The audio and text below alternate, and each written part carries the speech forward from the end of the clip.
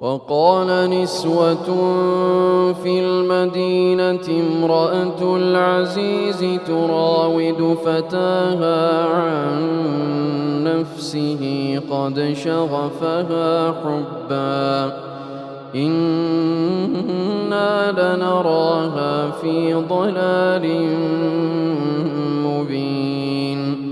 فلما سمعت بمكرهن أرسلت إليهن وأعتدت لهن متكئا وآتت كل واحدة منهن سكينا وقالت اخرج عليهن.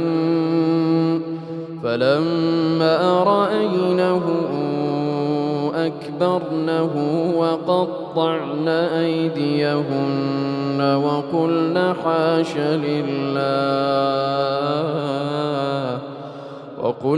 حاش لله ما هذا بشرا إن هذا إلا ملك كريم.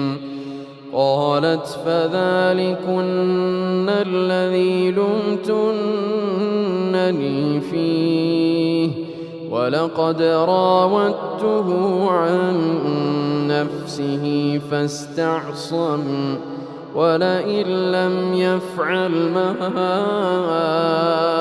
آمره ليسجنن وليكون من الصاغرين.